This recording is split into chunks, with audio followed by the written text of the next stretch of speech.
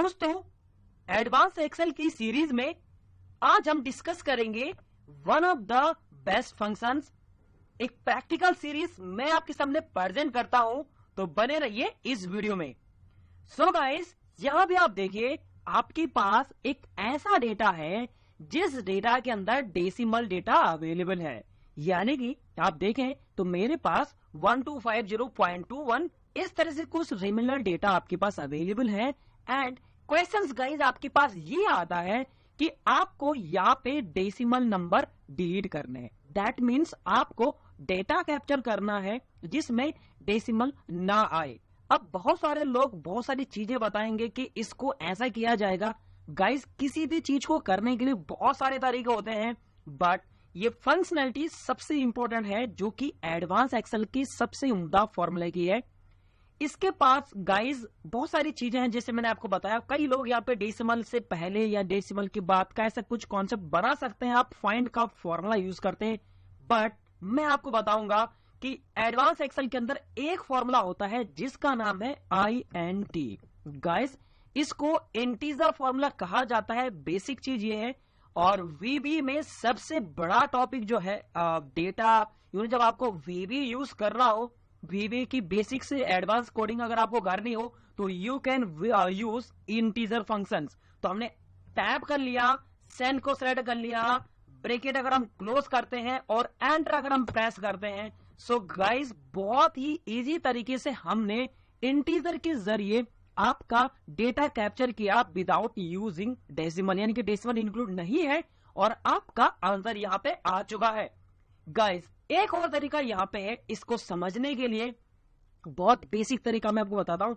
अगर गाइस आपने find command use किया, ओके, फाइंड गाइस क्या करता है, किसी भी कैरेक्टर्स को ढूंढता है कि वो डेटा वहां पे कितने नंबर पे अवेलेबल है। So we are using dot functions, okay, क्योंकि हमें पे डॉट कॉमन में मेंशन करना है। डॉट यानी कि डेसिमल जिसे कहा जाता है विद इन टेक्स्ट, यानी कि ये जो डॉट है आप जो ढूंढ रहे हैं ये किस सेल में अवेलेबल है। तो we have the value this one, यानी कि A2 सेल, ब्रैकेट क्लोज और होल्ड करके अगर हम कंट्रोल D करेंगे तो आपके पास गाइस डेटा यहाँ पे आ जाएगा। दैट मीन्स आपने ये बताया कि जो डेसिमल अवेलेबल वैल्यूज है वो 5 नंबर पे अवेलेबल है, यानी कि इंक्लूडिंग डेसिमल। हमें तो डेसिमल से पहले चाहिए, डेसिमल इंक्लूड नहीं चाहिए। सो वी आर यूजिंग -1। -1 हमें क्यों करना पड़ेगा? क्योंकि डेसिमल इंक्लूड हमें नहीं करना। दैट मीन्स हमें लेफ्ट साइड की 4 डिजिट्स कैप्चर करने हैं। ये करने के लिए हमें यूज करना है लेफ्ट फंक्शंस, ओके। इस सेल के अंदर कितने डिजिट हैं गाइस हमारे पास, जो सेल के अंदर अवेलेबल आए, और एंटर करके आप देखेंगे कंट्रोल D, आपका ये डेटा बन चुका। बट गाइस आप देखेंगे डेसिमल वाले डेटा, मतलब डेसिमल इंक्लूड नहीं हुआ, वो तो आ गया, बट एरर आई है। पहली बात तो ये, और ये जो नंबर है बेसिकली वो जो है ये है आपके पास टेक्स्ट फॉर्मेट में। तो गाइस सबसे पहले आपको यहाँ पे यूज करना है इफ एरर। मैं ये एडवांस में नहीं, ये बेसिक्स में आपको बताऊंगा, फिर मैं एडवांस फॉर्मूला भी आपको बताऊंगा। तो वी आर यूजिंग, अगर यहाँ पे एरर है तो क्या किया जाए गाइस, इसी सेल को डेटा को रिपीट किया जाए, एंड आपके पास आ चुका। और गाइस आपको लास्ट फॉर्मूला यूज करना है वैल्यू या नंबर वैल्यू, आपको मैंने बताया है, क्योंकि वैल्यू क्या करता है, न्यूमेरिकल वैल्यू को रेफरेंस करता है। यकीन माने इससे भी आ जाएगा, एक तरीका ये भी है। बट गाइस यहाँ पे जो है ना, it's a basic part. Actually में यहाँ पे अगर हम एडवांस सीख रहे हैं, बेसिकली ये जो चीज आपको मैंने बताई, किसी भी चीज को करने के लिए बेसिक चीज भी होती है, जैसे मैंने आपको बताया। बट एडवांस है, बेसिक ही है, कहीं ना कहीं बेसिक और एडवांस में फर्क होता है। So we are using left. हमने बताया कि हमें लेफ्ट से डिजिट चाहिए, ओके। ये मैं एडवांस बता रहा हूँ आपको। नंबर ऑफ डिजिट्स मालूम नहीं है, कितने कैरेक्टर्स आपको फाइंड आउट करना है, तो we are using find command. हमने कहा कि फाइंड ढूंढिए, क्या ढूंढिए, फाइंड क्या करेगा गाइस, बेसिकली फाइंड आपको पोजीशन बताएगा कि वो डेटा उस डेटा के अंदर कितने नंबर पे अवेलेबल है, ये मीनिंग है।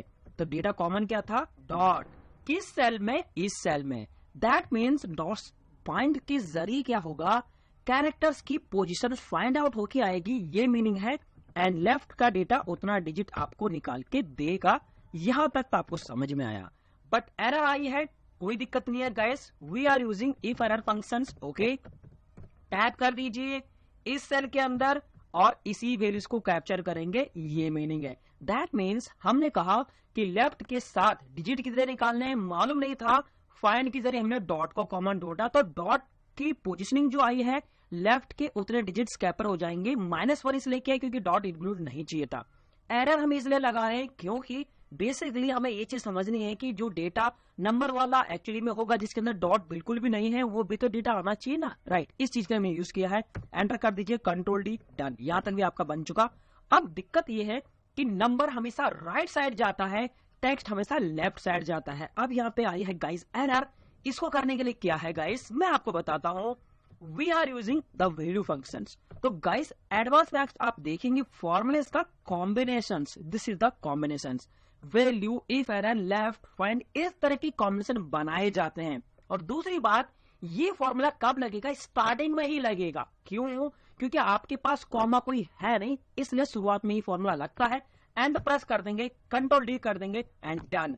अब देखिए गाइस, कहीं ना कहीं आपको ये लॉजिक समझ में आया होगा। ये गाइस फॉर्मूलेस की कॉम्बिनेशंस होते हैं। बहुत इजी तरीके से मैंने इंटीजर आपको बताया और उसके साथ मैंने दूसरा फॉर्मूला भी आपको बताया, बेसिक के साथ एडवांस। तो ये जो आपके पास लास्ट जो कॉन्सेप्ट ये नजर आ रहा है, it's calling guys advance. Advance में फॉर्मूलेस की कॉम्बिनेशन होते हैं। तो यहां तक देखने के लिए धन्यवाद। इस वीडियो को लाइक, शेयर, सब्सक्राइब जरूर करें चैनल को, ताकि आपको वीडियो की नोटिफिकेशन मिलते रहे। तो थैंक यू सो मच एक बार इस वीडियो को पूरा देखने के लिए।